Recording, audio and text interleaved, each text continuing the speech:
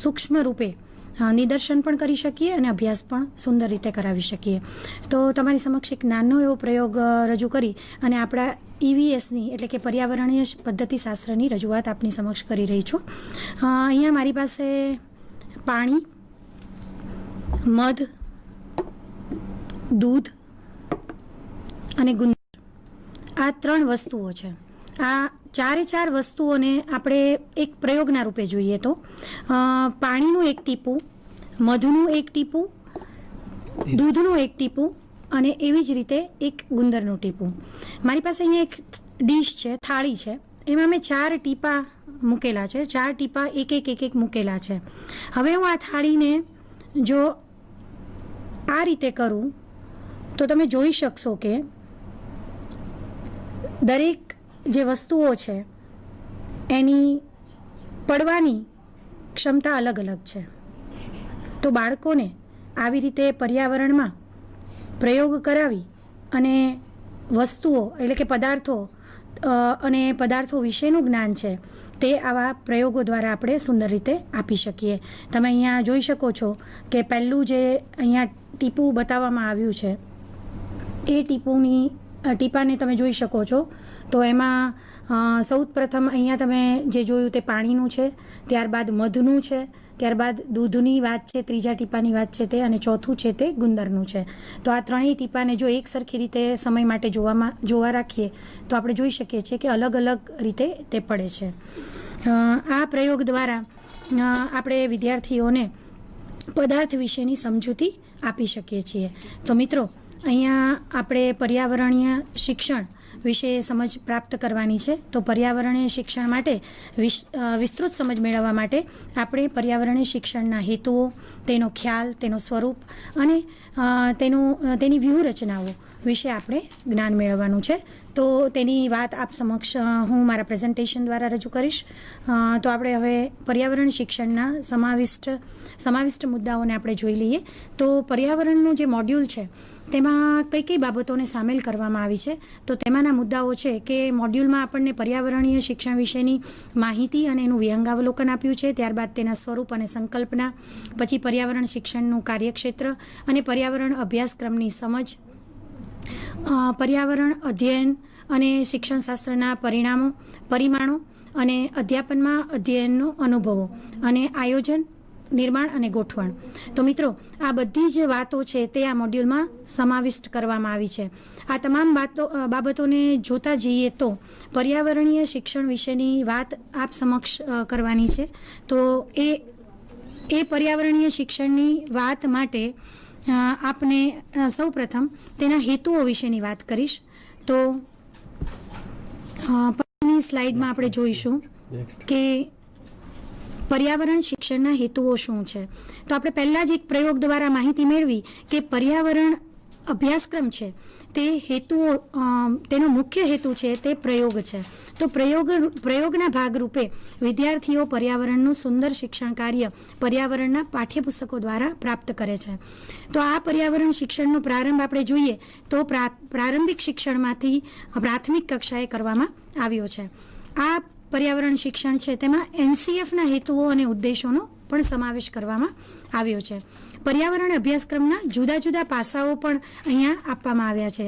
અને અહીંયા મહત્વની વાત આપ સૌને કરું તો કે પર્યાવરણ શિક્ષણ શાસ્ત્રમાં બાળકોનું પણ અર્થપૂર્ણ રીતે જોડાણ કરવામાં આવ્યું છે. અને સૌથી મહત્વની વાત કે પર્યાવરણના પાઠ્યપુસ્તકમાં બાળ કેન્દ્રીય અભિગમને વિશેષ ભાર આપવામાં આવ્યો છે. નેક્સ્ટ, પર્યાવરણ શિક્ષણના બીજા હેતુઓની આપણે વાત કરીએ તો પર્યાવરણ એક સંકલિત અભ્યાસક્રમના રૂપમાં અહીંયા મૂકવામાં આવ્યો છે. 2000ની આપણે વાત કરું તો સાલની, તો તે સમયે પર્યાવરણનું અલગ અસ્તિત્વ ન હતું. પણ 2005 પછીથી NCFએ જ્યારે જાહેર કર્યું અને પર્યાવરણને એક મુખ્ય વિષય તરીકે ભણાવવાની વાત કરી ત્યારે પર્યાવરણને NCF 2005થી એક અલાયદા વિષય તરીકે મૂકવામાં આવ્યો. અભ્યાસક્રમમાં સમાવિષ્ટ જે ખ્યાલો છે પર્યાવરણના, એના મુદ્દાઓ અને હેતુઓ સાથે એનું સીધું જોડાણ છે. એટલે કે પર્યાવરણમાં જે અધ્યયન નિષ્પત્તિઓ આપેલી છે તેને અને હેતુઓને સીધો સંબંધ છે. વિવિધ અભિગમોથી અહીંયા મોડ્યુલમાં તમને વાકેફ કરવામાં આવ્યા છે. એટલે પર્યાવરણ શિક્ષણનું જે આ ઓનલાઈન કોર્સ છે એ કોર્સમાં, એ મોડ્યુલમાં ઘણી બધી એવી નવી બાબતો છે કે જે બધી જ બાબતો છે તે પ્રયોગ સાથે સંકળાયેલી છે. એટલે કે પર્યાવરણ શિક્ષણને એનું જે પ્રયોગાત્મક જે વાત છે તે બધી જ વાતોને પૂરેપૂરી સમર્થતા એના મોડ્યુલમાં પણ આપણને પ્રાપ્ત થાય છે. એટલે શિક્ષકો માટે ખૂબ મજાની વાત છે કે પર્યાવરણ શિક્ષણને અહીંયા તમે મોડ્યુલ સ્વરૂપે જ્યારે જુઓ છો ત્યારે એ મોડ્યુલ સ્વરૂપે એ શિક્ષણમાં તમારે પણ ઘણી બધી પ્રવૃત્તિઓ કરવાની છે અને એ પ્રવૃત્તિઓ ઓનલાઈન પણ કરવાની છે. તો એની આગળ આપણે વાત કરીશું કે ઓનલાઈન પ્રવૃત્તિઓ આપના માટે કઈ કઈ રહેશે. પર્યાવરણ વિષયને પ્રયોગો દ્વારા રસપ્રદ બનાવવામાં આવ્યો છે. વિદ્યાર્થીઓને શિક્ષકની ભૂમિકા અહીંયા બદલાણી છે. વિદ્યાર્થીઓને જે કંઈ પણ જ્ઞાન આપવાનું છે તેમાં શિક્ષકોએ પહેલાં એને નિષ્કર્ષ કહી નથી દેવાનો. વિદ્યાર્થીઓને જાતે કરવા દેવાનું છે, એને જાતે વિચારવા દેવાનું છે. અવલોકન બાદ એના વૈચારિક જે કંઈ પણ પરિણામો છે જે પોતે પ્રાપ્ત કરે છે તે સ્વીકારવાના છે. તો આ વાત અહીંયા પર્યાવરણ શિક્ષણમાં મૂકવામાં આવી છે. સંદર્ભ સાહિત્યનું અહીંયા આયોજન અને ઉપયોજન પણ સુંદર રીતે કરવામાં આવ્યું છે, જેમાં ઓનલાઈન ઘણી બધી વેબસાઇટનો પણ ઉપયોગ કરવામાં આવ્યો છે. બાળકોને સહભાગી કરી શકાય તેવી અધ્યયન પરિસ્થિતિનું નિર્માણ પણ અહીંયા સુંદર થીમ દ્વારા કરવામાં આવ્યું છે. આગળ ઉપર આપણે એની વિશે વાત કરીશું. પર્યાવરણ શિક્ષણમાં જુદી જુદી મૂલ્યાંકન વ્યૂહરચનાઓ આપવામાં આવી છે. સુંદર અહીંયા 6 થી 7 વ્યૂહરચના આપવામાં આવી છે કે જેના દ્વારા પર્યાવરણ શિક્ષણ છે તે ખૂબ રસપ્રદ બનાવી શકાય. આ થઈ વાત આપણા હેતુઓની કે પર્યાવરણ શિક્ષણના હેતુઓ કયા કયા હતા. હવે આપણે વાત કરીએ તો તેની રૂપરેખાની. તો પર્યાવરણ અધ્યયન છે તેનો પરિચય આપણે મેળવવો ખૂબ જરૂરી છે કે પર્યાવરણ, એ મેં આપને અગાઉ પણ વાત કરી કે પર્યાવરણ અભ્યાસક્રમ છે તે પ્રયોગોનો વ્યવહાર કરે છે. તો અહીંયા અધ્યયનના સ્વરૂપ, એનો ખ્યાલ અને એના કાર્યક્ષેત્રની વાત કરી છે. સાથે સાથે અભ્યાસક્રમના પૂરેપૂરા જે અભ્યાસક્રમ ધોરણ 3 થી 5ની જે વાત છે તે પર્યાવરણ પાઠ્યપુસ્તકની, તે અભ્યાસક્રમની સમજ પણ તમને અહીંયા આ કોર્સમાં પ્રાપ્ત થશે. શિક્ષણ શાસ્ત્રના પરિમાણો કે કોઈ પણ પ્રયોગો કે પ્રવૃત્તિઓ વિદ્યાર્થીઓ કરે છે તે બાદ તેમને શું એમાંથી પ્રાપ્ત થાય છે, પરિણામો શું મળે છે, તો આ પરિમાણો પણ અહીંયા બતાવવામાં આવ્યા છે. અધ્યયન અનુભવોનું આયોજન, એનું સર્જન અને સંકલન પણ કરવામાં આવ્યું છે.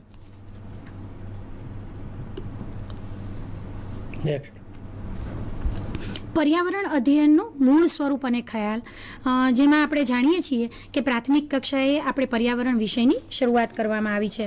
પ્રાથમિકમાં ધોરણ 3 થી 5માં આપણે પર્યાવરણ વિષયને સ્વતંત્ર વિષય તરીકે બાળકોને શીખવીએ છીએ. આગળ ઉપર 3 થી 5 પર્યાવરણનો અભ્યાસ કર્યા બાદ ધોરણ 6માં જ્યારે બાળક આવે છે ત્યારે તેને વિજ્ઞાન અને સામાજિક વિજ્ઞાનમાં એને એકીકૃત કરી દેવામાં આવે છે. સામાજિક અને સાંસ્કૃતિક અને રાજકીય પર્યાવરણીય મુદ્દાઓનો સમાવેશ અહીંયા કરવામાં આવ્યો છે. સાથે સાથે અધ્યયન પરિસ્થિતિઓનું નિર્માણ છે તે પ્રવૃત્તિઓ અને પ્રયોગો દ્વારા અહીંયા સુંદર રીતે મૂકવામાં આવ્યું છે. અહીંયા વાત એવી છે કે સ્વયંથી શરૂઆત થાય છે અને આસપાસના પર્યાવરણનો પરિચય આપણને મળે છે. વિષય વસ્તુનું સમજણ સાથેનું જ્ઞાન આપણને અહીંયા પ્રાપ્ત થાય છે. અહીંયા આપણે બીજી વાતોને, જેમાં વિદ્યાર્થીઓ જ્યારે પ્રયોગો સાથે જોડાય છે, પ્રવૃત્તિઓ સાથે જોડાય છે, ત્યારે તેમને જિજ્ઞાસા, સર્જનાત્મકતા અને આત્મગૌરવનું પણ નિર્માણ વિદ્યાર્થી એટલે કે બાળકોમાં થાય છે.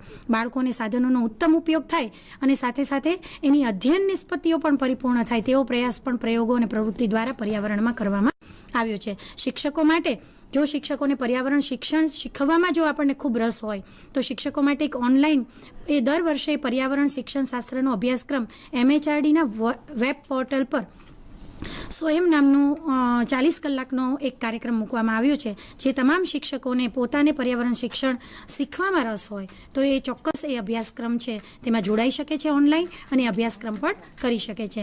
આ જ રીતે અધ્યયન સામગ્રીમાં જોઈએ તો ફક્ત પાઠ્યપુસ્તક નથી, તેમાં વિડીયો અને સ્વચિંતનની પણ સ્વાધ્યાય પણ અહીંયા આપવામાં આવ્યા છે. એટલે શિક્ષકે ફક્ત સમજ પ્રાપ્ત કરવાની નથી, પણ સમજ પ્રાપ્ત કર્યા પછી પ્રયોગો પણ કરવાના છે, તેમના અભિપ્રાયો પણ આપવાના છે અને એને ચિંતન કર્યા બાદ તેમની રજૂઆત પણ તેમને તેમના ઓનલાઈન સ્ક્રીન પર એમણે કરવાની છે. તો આ એક સુંદર માળખાનું આયોજન પર્યાવરણ શિક્ષણમાં કરવામાં આવ્યું છે. પર્યાવરણનું અધ્યયન ક્ષેત્ર આપણે જાણીએ છીએ કે ધોરણ 3 થી 5માં આપણને સ્વતંત્ર અભ્યાસક્રમ તરીકે પર્યાવરણને આપવામાં આવ્યું છે.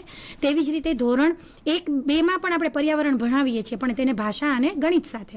તેવી જ રીતે આપણે અહીંયા જોઈએ તો પર્યાવરણ અધ્યયન પાઠ્યક્રમમાં અલાયદા સિદ્ધાંતથી એને પ્રોત્સાહિત કરવામાં આવ્યું છે અને NCF 2005માં પ્રથમ વખત પર્યાવરણને એક સંકલિત વિષય તરીકે અહીંયા મૂકવામાં આવ્યું છે. પર્યાવરણ અધ્યયન ક્ષેત્રની અહીંયા વાત કરીએ તો રાઇટ ટુ એજ્યુકેશન 2009માં પર્યાવરણ વિષયની કલ્પના પણ અહીંયા રજૂ કરવામાં આવી છે. જે રીતે NCFને મહત્ત્વ છે તે જ રીતે રાઇટ ટુ એજ્યુકેશન 2009ને પણ અહીંયા મહત્ત્વ પર્યાવરણ શિક્ષણમાં આપવામાં આવ્યું છે. પર્યાવરણ શિક્ષણ દ્વારા બાળકોને જ્ઞાન, કૌશલ્ય અને મનોવલણની પ્રાપ્તિ થાય છે. અધ્યયન નિષ્પત્તિઓ દ્વારા સ્પષ્ટ સમજ અને મૂલ્યાંકન પણ આપણને અહીંયા જોવા મળે છે. બાળકો પ્રવૃત્તિ કરે છે અને ત્યારબાદ પરિણામ એટલે કે મૂલ્યાંકન પણ પ્રાપ્ત કરે છે. શિક્ષણશાસ્ત્રની પ્રક્રિયાઓમાં બાળકેન્દ્રી વ્યૂહરચનાઓ પણ કરવામાં આવી છે અને સાથે સાથે આપણે જોઈએ તો NCERT દ્વારા પાઠ્યક્રમ અને પાઠ્ય સામગ્રીનો સમાવેશ પણ પર્યાવરણ શિક્ષણમાં કરવામાં આવ્યો છે. આગળ આપણે જોઈએ તો પર્યાવરણ અભ્યાસક્રમમાં અપેક્ષાઓ એટલે કે એ અભ્યાસક્રમની અપેક્ષાઓ શું છે અને એની અધ્યયન નિષ્પત્તિઓ શું છે. તો આપણે જોઈએ તો એની અપેક્ષામાં પર્યાવરણ માટે બાળકોને જ્ઞાન, કુશળતા અને એનું મનોવલણ એ મજબૂત થાય અને મનોવલણની પ્રાપ્તિ થાય તેવા પ્રયાસો અહીંયા પ્રયોગો દ્વારા કરવામાં આવ્યા છે.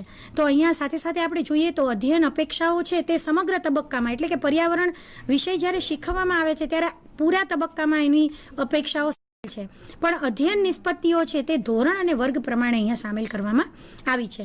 જાતે શીખવા ઉપર સૌથી વધુ ભાર મૂકવામાં આવ્યો છે. રચનાત્મક દ્રષ્ટાંતમાં શીખવાની પ્રક્રિયા ઉપર વધુ ભાર આપવામાં આવ્યો છે. શિક્ષણશાસ્ત્ર પ્રક્રિયાઓમાં બાળકેન્દ્રીય વ્યૂહરચનાનો ઉપયોગ કરવાનું અહીંયા સામેલ કરવામાં આવ્યું છે. અપેક્ષાઓ અને નિષ્પત્તિઓની વાત કરીએ તો આપણને NCERT દ્વારા અહીંયા તમારી સાથે અને મોડ્યુલમાં પણ આ બંને વેબસાઇટ છે તે શેર કરવામાં આવી છે. અહીંયા લિંક પણ મેં તમને બતાવી છે. તો તેના દ્વારા તમે પર્યાવરણીય અભ્યાસક્રમની અપેક્ષાઓ અને તેમાં કઈ અધ્યયન નિષ્પત્તિઓ આવેલી છે તે આઉટકમ પર્યાવરણ પ્રાઇમરી લેવલ .pdf આ લિંક ઉપરથી તમે સૌ પ્રાપ્ત કરી શકશો. પર્યાવરણ શિક્ષણના અભ્યાસક્રમની સમજૂતી આપણે મેળવીએ તો એમાં સહાયક પાઠ્યપુસ્તકો તો છે જ, પણ પર્યાવરણના પાઠ્યપુસ્તકોની સાથે અન્ય પૂરક સામગ્રીઓ પણ ઘણી બધી છે.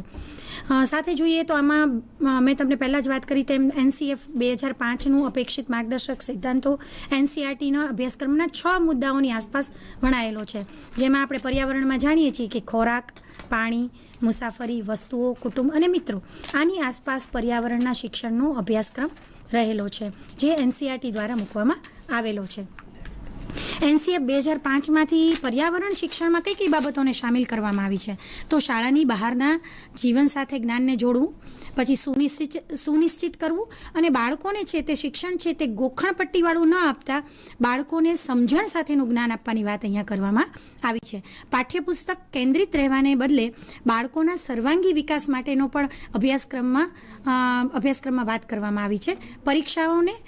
પરીક્ષાની જે પદ્ધતિ છે તેને લવચિક બનાવવામાં આવી છે અને વર્ગખંડ જીવનમાં એકીકૃત બનાવવામાં આવી છે. તો આ થઈ NCFની વાત. અહીંયા એક સુંદર મજાની પર્યાવરણ શિક્ષણની વાત કરું તો તેમાં વાત કરવામાં આવી છે કે અત્યાર સુધી આપણે પર્યાવરણ શિક્ષણને કેવી રીતે જોતા હતા. તો આપણે કોઈ પણ પાઠ પર્યાવરણમાં ભણાવવું હોય તો તેને વિષયના સ્વરૂપે આપણે વિદ્યાર્થીઓ અથવા બાળકો સમક્ષ મૂકતા હતા. તો હવે આપણે જે પર્યાવરણ અભ્યાસ કરાવવાનો છે બાળકોને, તો ધોરણ 3 થી 5માં બાળકને અભ્યાસ કરાવતી વખતે આપણે પાઠમાંથી વિષયની પણ થીમ ઉપર આપણે કામ કરવાનું છે. તો અહીંયા આપણને એક થીમનું ઉદાહરણ મોડ્યુલમાં પણ આપવામાં આવ્યું છે. તે થીમ છે પાણી અને પાણી ઉપરની જે પાણીની વાત જે છે તેના મુખ્ય મુદ્દાઓ, તેના ખ્યાલો અને તેની ચિંતાઓની વાત કરવામાં આવી છે કે પાણી છે તો પાણી વિશેની સમજ છે બાળકોમાં ધોરણ 3માં ક્યાં સુધી વિકાસ પામશે, ત્યારબાદ ધોરણ 4માં કેટલી પામશે અને ત્યારબાદ ધોરણ 5માં ક્રમશઃ પાણીની સમજ શરૂઆત થાય છે કે બાળકો છે તે પાણીને સ્થાનિક સ્ત્રોતની જેમ સમજે. બાળકો ઘરમાં એનો ઉપયોગ પાણીનો રીતે કઈ જગ્યાએ અને કેવી રીતે કરે છે આ સમજ એને ધોરણ 3માં આપવાની છે. ત્યારબાદ જો આપણે ધોરણ 4માં પાણીના થીમની વાત કરીએ તો બદલાઈ જાય છે. તે વાત આવે છે કે નદીઓ અને દરિયાઈ પાણી શું છે અને જળ સંસાધનો માટે કઈ કઈ બીજા સ્ત્રોત છે, તો એની વાત અહીંયા કરવાની છે. અને પાણી દ્વારા કયા કયા પાણીજન્ય રોગો થાય છે તેની વાત અને સમજણનો વિકાસ અહીંયા ધોરણ 4માં પાણીની થીમ દ્વારા કરવામાં આવ્યો છે. તેવી જ રીતે આપણે જોઈએ તો ધોરણ 5માં પણ વિવિધ પાકો માટે કેટલું પાણી જોઈએ, તો એ પાકો માટે કેટલા પ્રવાહીની જરૂર છે, એની દ્રવ્યતાના મૂળભૂત ખ્યાલો વિશેની વાત અહીંયા આપણે વિદ્યાર્થીઓને ધોરણ 5માં પાણીની સમજ આપવાની છે.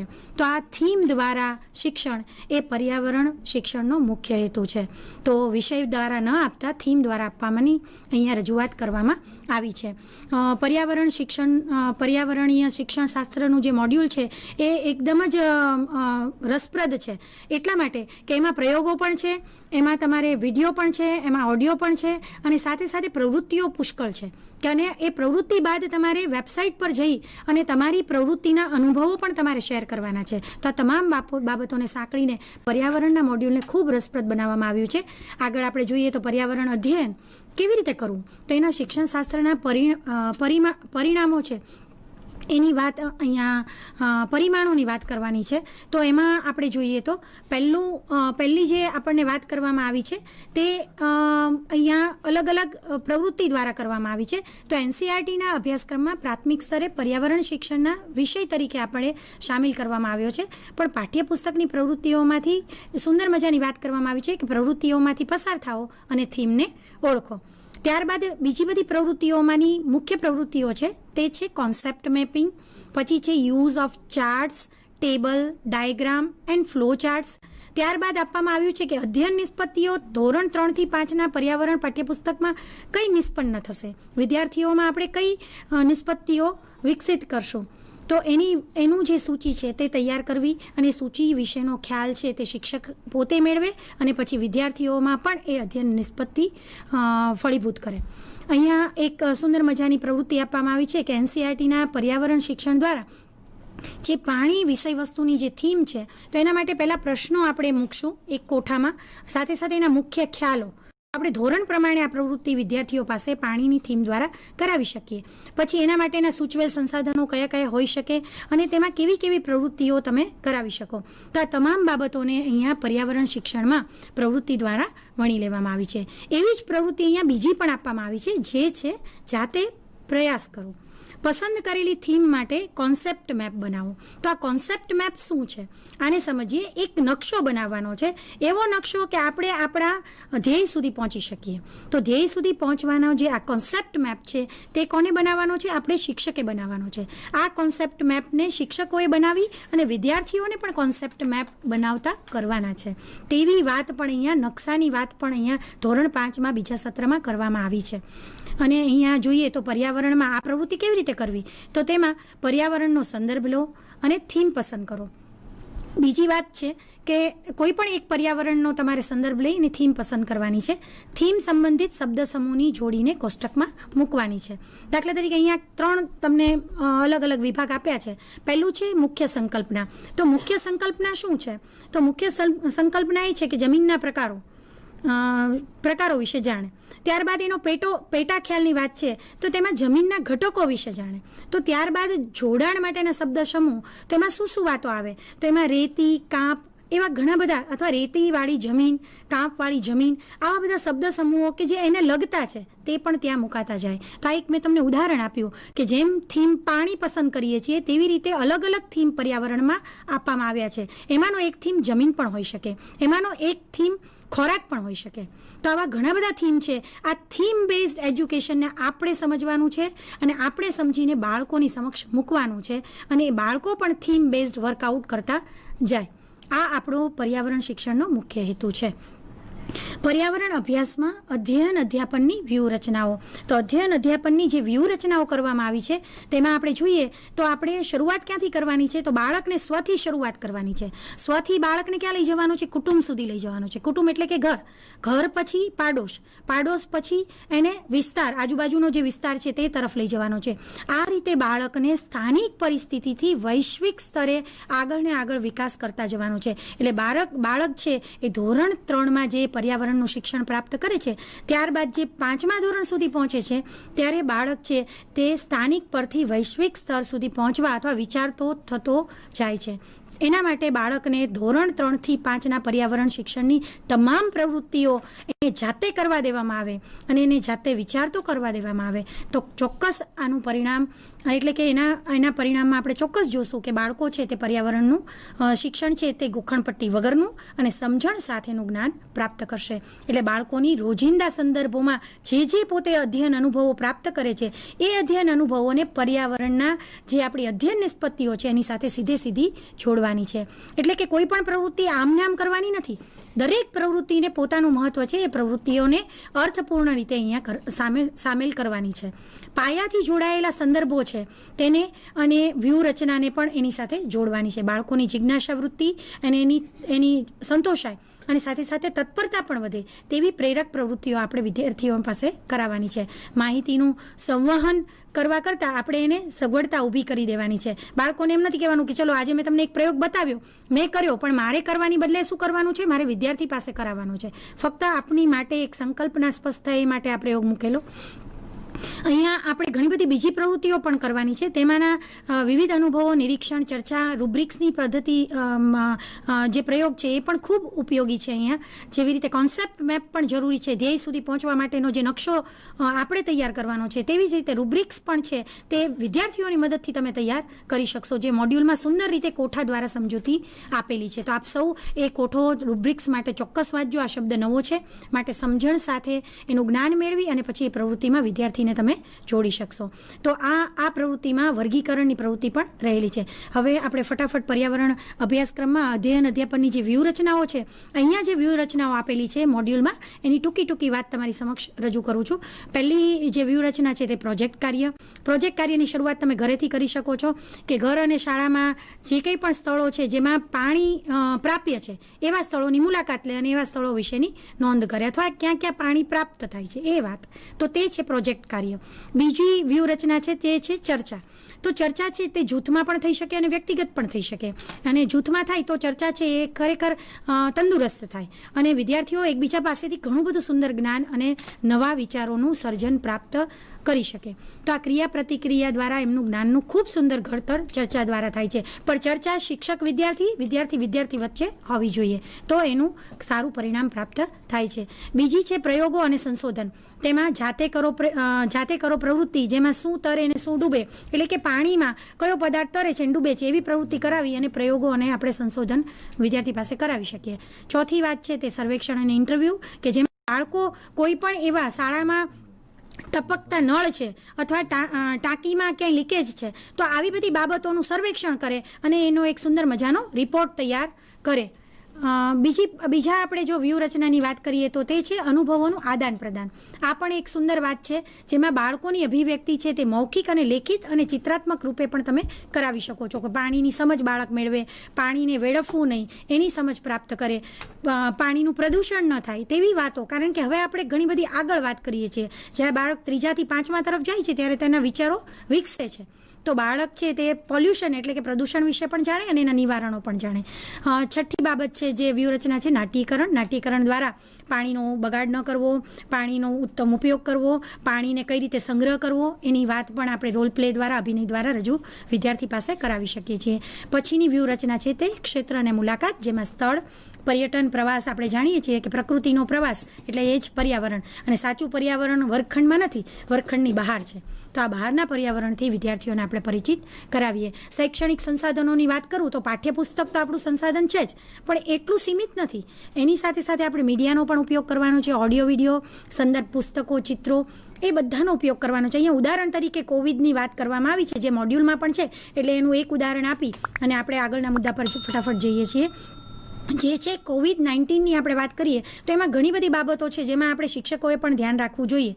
દાખલા તરીકે આપણે જાણીએ છીએ કે અત્યારે આપણે ઇન્ટરનેટના માધ્યમથી એકબીજા સાથે વર્ચ્યુઅલી મળી રહ્યા છીએ. તો આ વર્ચ્યુઅલનું માધ્યમ બન્યું કોવિડ. તો આવી પરિસ્થિતિનું નિર્માણ થાય કે જેમાં આપણે વિદ્યાર્થીઓને પણ અનુરૂપ થઈ અને એને શિક્ષણ આપવાનો પ્રયત્ન કરીએ છીએ. આપણે જાણીએ છીએ કે પ્રોજેક્ટ ને પ્રવૃત્તિ બાળકોને જો ઘરે કરવાની હોય તો એમાં માતા પિતાની મદદની ખૂબ જરૂર છે. માતા પિતાની સાથે સાથે બાળકોને એની સમજણ શિક્ષણની પણ જરૂર છે. તો આવી વાતો અહીંયા કોવિડ-19ની મહામારીના સ્વરૂપે અલગ અલગ પ્રવૃત્તિ દ્વારા કરવામાં આવી છે કે પ્રવૃત્તિઓ કેવી રીતે કરવી, તો એની વિશે માહિતગાર વાલીઓએ કરવું પડશે. અને સાથે સાથે સોશિયલ મીડિયાના માધ્યમથી એવું બને કે ઘણીવાર શું થાય છે કે વિદ્યાર્થી વાત કરતા નથી, તો એ માધ્યમ પણ આપણે અપનાવવું જોઈએ. સાથે સાથે વાલી સાથે વાત કરે અને પોતાના બાળકનું જે કંઈ પણ વિકાસ થઈ રહ્યો છે અથવા જે કંઈ પણ સમજણ વધી રહી છે કે નથી વધી રહી, તો એના વિશેની ચર્ચાઓ થાય, તો આ પણ જરૂરી છે. તો આવી બધી ઘણી બધી વાતો છે તે અહીંયા લિંક આપણને મોડ્યુલમાં આપેલી છે. તો આપ સૌ આ લિંકનો ચોક્કસ ઉપયોગ કરજો, જે NCERT દ્વારા મૂકવામાં આવી છે, જેમાં વાલીઓ માટે વૈકલ્પિક શૈક્ષણિક કેલેન્ડરની વાત કરવામાં આવી છે. જે તમે વૈકલ્પિક શૈક્ષણિક કેલેન્ડર છે એ આપણા માટે એટલે કે શિક્ષકો માટે નથી પણ વાલીઓ માટે છે. તો એ ચોક્કસ એ સાઇટ ઉપર, વેબસાઇટ પર જઈ અને આપ જોઈ શકો છો. અહીંયા અનુભવોની સર્જનની વાત છે, તો એની સુંદર પાણીની થીમ ઉપર અહીંયા જુદી જુદી પ્રવૃત્તિ આપી છે. એમાંની 4 પ્રવૃત્તિ અહીંયા મૂકી છે કે પાણી, તો એની ઉપલબ્ધતા, પછી પાણી એટલે વૈજ્ઞાનિક એનો સિદ્ધાંત શું છે, એની પ્રક્રિયા, પછી જળ એટલે સાંસ્કૃતિક પાસું છે આપણું, અને જળ સંરક્ષણ જેમાં પર્યાવરણની ચિંતા રહેલી છે. અહીંયા છેલ્લે સારાંશના રૂપમાં આપની સમક્ષ વાત કરીશ કે પર્યાવરણીય જે અભ્યાસ છે તો એ શેના માટે, શું કામ કરવાનો છે, શા માટે કરવાનો છે અને કેવી રીતે કરવાનો છે, તો એનો ચાર્ટ પણ અહીંયા આપણને મોડ્યુલમાં આપવામાં આવ્યો છે. તો એના સંદર્ભે અહીંયા ડિટેલમાં વાત કરી છે કે બાળ કેન્દ્રીય અભિગમ છે, પ્રયોગોનું શિક્ષણ એ પર્યાવરણ છે, એમાં NCF અને રાઇટ ટુ એજ્યુકેશનને ખૂબ સરસ રીતે સામેલ કરવામાં આવ્યું છે. NCERTની ગાઈડલાઇન પ્રમાણે આપણને પર્યાવરણ શિક્ષણના પુસ્તકો એની આસપાસ જે કંઈ પણ વાતો છે તે મૂકવામાં આવી છે. તો અહીંયા આપને પર્યાવરણ શિક્ષણ વિશેની જે કંઈ પણ મોડ્યુલ 8 વિશેની વાતો હતી તે આપની સમક્ષ ટૂંકમાં અને વિગતે થોડી જે કંઈ પણ પ્રવૃત્તિની વાતો હતી તે મૂકવા પ્રયત્ન કર્યો છે. સૌનો આભાર. Thank you. જાગૃતિબેને મોડ્યુલમાં સમાવેશ બાબતો, હેતુઓ, રૂપરેખા, ક્ષેત્ર, લર્નિંગ આઉટકમ અને ખાસ કરીને પાણી આધારિત થીમ માં કેવી રીતે વર્ગખંડમાં કામ કરવાનું છે એની બહુ સરસ ઉદાહરણો દ્વારા સમજૂતી આપી. આભાર બેન આપનો કે જે બહુ સરસ રીતે આપે પાણીની થીમ દ્વારા જે 3 થી 5માં વિકાસક્રમ કેવો હોવો જોઈએ એના ઉપર પ્રકાશ પાડ્યો છે. હવે આગળના ક્રમે બેન શ્રી અંકિતાબેનને વિનંતી કરું કે આ મોડ્યુલમાં જે જુદા જુદા વિડીયોઝ છે એ વિડીયોઝ વિશેની વાત તમારી સમક્ષ મૂકે. શ્રી અંકિતાબેન. નમસ્કાર સર્વને. દીક્ષા પોર્ટલ પર પર્યાવરણીય અભ્યાસ પદ્ધતિશાસ્ત્રનું મોડ્યુલ આપ સર્વે અભ્યાસ કર્યો હશે, વિડીયો પણ આપે જોયા હશે. 2 વિડીયોની વાત મોડ્યુલમાં કરવામાં આવી છે, જેમાં પ્રથમ મોડ્યુલ છે એ છે પર્યાવરણીય અધ્યયનનું મૂળ સ્વરૂપ અને બીજું મોડ્યુલ છે પર્યાવરણીય અધ્યયનનું ક્ષેત્ર. પહેલા મોડ્યુલમાં જે વિડીયો છે એ વિડીયોની વાત કરું તો ઘણું બધું જાગૃતિબેને પોતાના પ્રેઝન્ટેશનમાં એની રજૂઆત કરી દીધી છે. તેમ છતાં પણ વિડીયોમાં જે સંદર્ભ આપવામાં આવ્યો છે તેની વાત આપની સમક્ષ મૂકું તો પર્યાવરણ વિષય છે પ્રાથમિક કક્ષામાં ફરજિયાત વિષય તરીકે દાખલ કરવામાં આવ્યો છે. એટલે આપણે એવું કહી શકીએ કે પર્યાવરણીય અધ્યયન એ હાર્દરૂપ અભ્યાસિક ક્ષેત્ર તરીકે જાણીતું થયું છે. આપણે જાણીએ છીએ કે જુદા જુદા ઘણા દાયકાથી રાષ્ટ્રીય અભ્યાસક્રમો અમલીકૃત થયા છે અને આ રાષ્ટ્રીય અભ્યાસક્રમોમાં સામાજિક વિજ્ઞાન અને વિજ્ઞાન આ બંને વિષયોને એકીકૃત કરવાની વાત છે. આજે બંને વિષયોને એકીકૃત કરવામાં એવું નથી કે બાળકોના અભ્યાસમાં તેઓનું ભારણ વધે, પરંતુ બાળકોનો હોલિસ્ટિક ડેવલપમેન્ટ થાય, સર્વાંગી વિકાસ થાય તે માટે ખૂબ જ પ્રયત્નો હાથ ધરેલા છે. હોલિસ્ટિક ડેવલપમેન્ટ એટલે કે બાળકોનો શારીરિક વિકાસ છે, સામાજિક વિકાસ છે, આર્થિક વિકાસ છે, સાંસ્કૃતિક વિકાસ છે. આપણે પ્રેઝન્ટેશનમાં પણ જોયું કે સાંસ્કૃતિક વિકાસ બાળકોનો પાણીનો જે સંદર્ભ છે, જે સંસાધન છે, એ સંસાધનનો ઉપયોગ કરીને બાળકોનો સાંસ્કૃતિક જે દ્રષ્ટિકોણ છે એ દ્રષ્ટિકોણ સાથે રાખીને તેનો કઈ રીતે વિકાસ કરો. બીજી અગાઉના પ્રેઝન્ટેશનમાં જે વાત થઈ NCFની વાત, NCF 2005 આપણે બધા પરિચિત છે, ઘણી બધી તાલીમો પણ આપણે લીધી છે, આપણે મોડ્યુલનો પણ અભ્યાસ કર્યો છે. NCF 2005માં એવું કહેવામાં આવે છે કે બાળ કેન્દ્રીય અભ્યાસક્રમ, બાળક છે એ મુખ્ય કેન્દ્ર સ્થાને હોવો જોઈએ.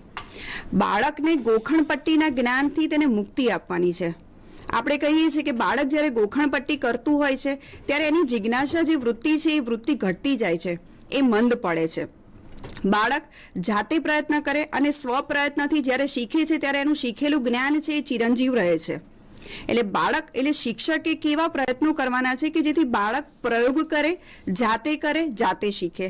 તો શિક્ષકે એવી અધ્યયન પરિસ્થિતિનું નિર્માણ કરવાનું છે. એ પરિસ્થિતિના નિર્માણથી એને પ્રોત્સાહિત કરવાનો છે. કેવી રીતે? તો શરૂઆતમાં જ બેને વાત કરી કે પર્યાવરણ છે એ શીખવાનો વિષય નથી, પરંતુ સ્વ અનુભવ સાથે શીખવાનો વિષય છે. શિક્ષકે એક ફેસિલિટેટર પૂરી પાડવાની છે. બાળક છે એ પોતાના ઘરથી ઘણું બધું શીખે છે. પોતાના ઘર, પોતાનો પરિવાર, પોતાનું કુટુંબ, પોતાની શાળા અને પોતાની આસપાસના વાતાવરણમાંથી બાળક ઘણું બધું શીખતો જાય છે. બાળકમાં એવા કૌશલ્યોનો વિકાસ કરવાનો છે કે જેથી બાળક એ પોતાના જીવનમાં વૈશ્વિક સ્તરે પણ ખૂબ જ આગળ વધે.